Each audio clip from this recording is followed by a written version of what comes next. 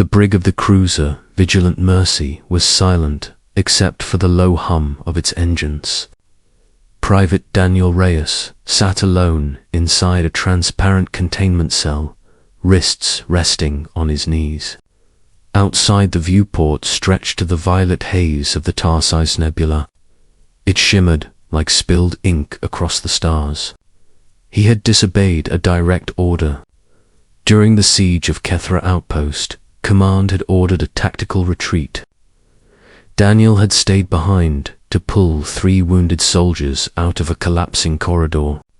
The survivors called him a hero. Command called it insubordination. 2 armored guards approached his cell. Between them walked a tall alien woman bound in energy restraints. She moved with the loose confidence of a predator that knew chains meant nothing. One guard deactivated the barrier. Private Reyes, the officer behind them, said, "As punishment for your actions, you were reassigned, effective immediately." Daniel stood. "Reassigned to what, sir?" The officer nodded toward the alien. Her, the woman's eyes were a molten shade of gold. Her skin carried a faint iridescent sheen, like moonlight over water. A mane of silver-white hair fell past her shoulders. She was beautiful in a way that felt dangerous. Daniel blinked. "Sir." "She is Kael'thera of the Ver Dominion," the officer continued. "Captured war asset. Classified as extremely hostile. She has killed 23 Dominion Marines and 7 of ours during containment attempts." Kael'thera smiled slowly. The officer's voice hardened. "You will be her handler. You will ensure her compliance during joint operations against the Dominion. If she escapes or kills anyone under your watch, you will be held responsible." Daniel stared at the alien woman. "So my punishment is babysitting the galaxy's most dangerous prisoner." The officer's expression did not change. Dismissed. The restraints disengaged. Kael'thera did not attack. She simply studied Daniel as if assessing a blade before deciding where to cut. When the guards left, the brig doors sealed.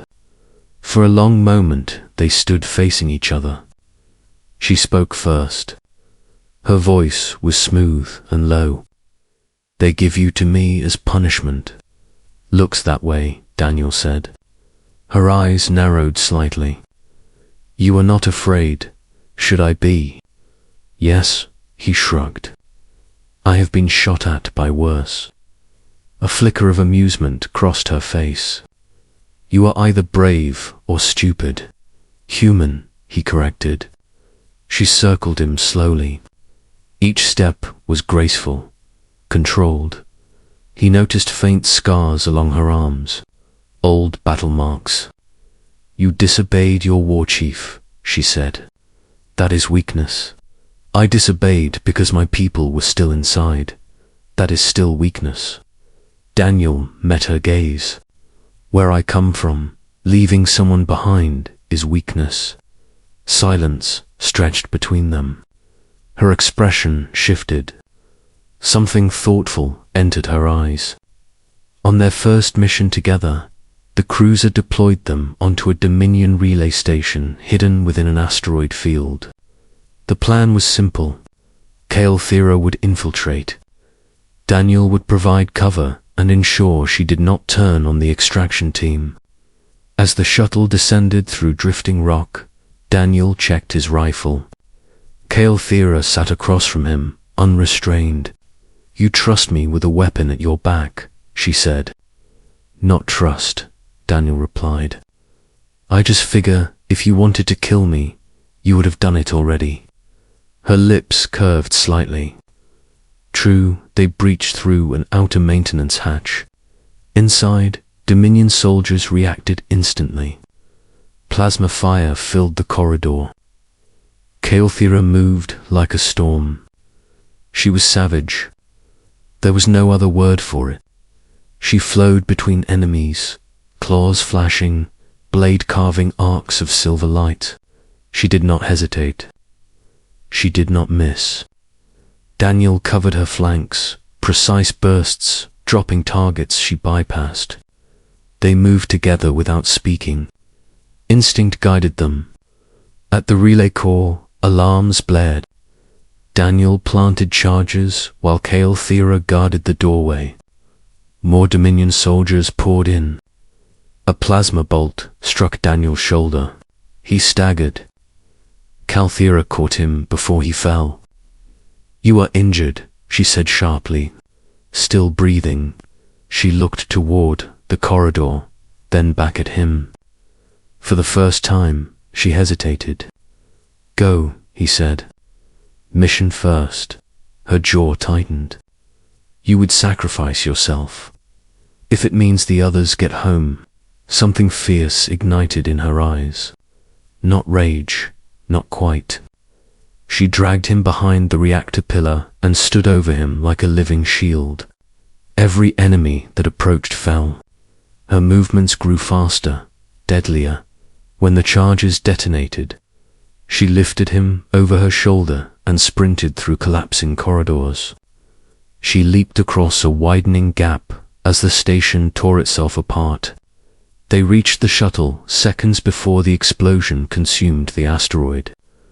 Back aboard the cruiser, medics rushed Daniel to surgery. Thera remained outside the medical bay. An officer approached her cautiously. "You ensured the human survived." "He is my responsibility," she replied flatly.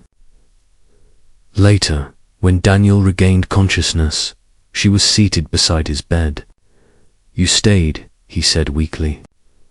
"I was assigned to you." He managed a small smile.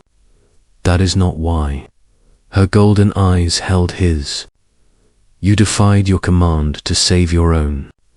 You call that strength." "It is." She leaned back slightly. "Among my people, strength is dominance, survival, victory at any cost. And are you happy?" he asked. The question seemed to strike her harder than any weapon. "I have many victories," she said slowly. Happiness was not required. Daniel shifted despite the pain.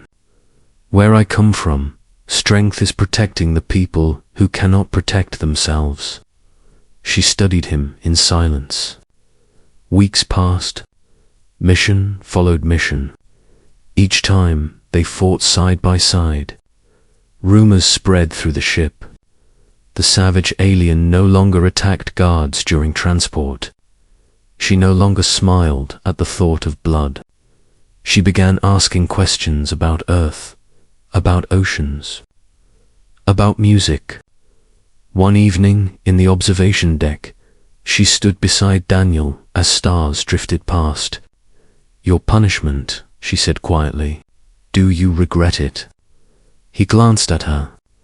"Being assigned to you?" "Yes." He shook his head. "No." She looked out at the stars. "I was bred for war, modified for it. My people shaped me into a weapon." "You are more than that," he said. "How would you know?" "Because you chose to save me." Silence. "My people would call that weakness," she whispered. "Maybe," Daniel replied. "Or maybe it is the start of something stronger." A distress alarm interrupted them. Dominion forces had launched a surprise assault on a nearby human colony. The cruiser changed course immediately. As troops prepared for deployment, the commanding officer approached Daniel and Thera. "We cannot force you into this," he told her. "You are still classified as a prisoner." Thera looked at Daniel. Then she faced the officer. "I will fight," she said. "Not for your command. Not for your war." Her hand brushed lightly against Daniel's armored sleeve. "For my partner." The battle over the colony was brutal. Dominion dropships rained fire across the atmosphere. Civilian transport scrambled. Daniel and Thera led the counterstrike on the ground. This time, She did not fight with cold detachment. She fought with purpose.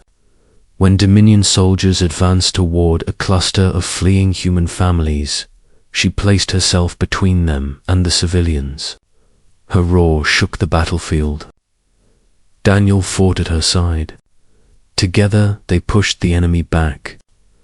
Hours later, as the last Dominion ship retreated into hyperspace, the colony still stood. Smoke drifted across the skyline. Civilians emerged slowly from shelters. A small human child approached Calthera hesitantly. The girl held out a simple flower. Calthera stared at it as if it was something alien beyond comprehension. Daniel knelt beside her.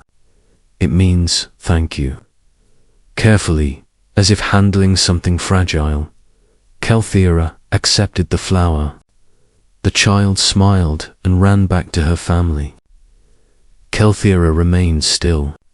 I was created to conquer worlds, she said softly. Looks like you just saved one, Daniel replied. She looked at him. Her golden eyes were no longer cold. You were given to me as punishment, she said. Yeah, her expression softened into something almost gentle. Then your people are very poor at punishment. Daniel laughed despite the exhaustion.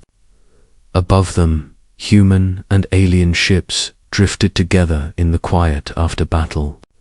And in that silence, the most savage warrior of the Ver Dominion stood beside a human soldier who had once disobeyed orders to save his own. Neither of them felt like prisoners anymore. They felt like something new. Something stronger than fear. Something the Dominion had never understood. Human strength was not domination. It was choice. And Calthera had chosen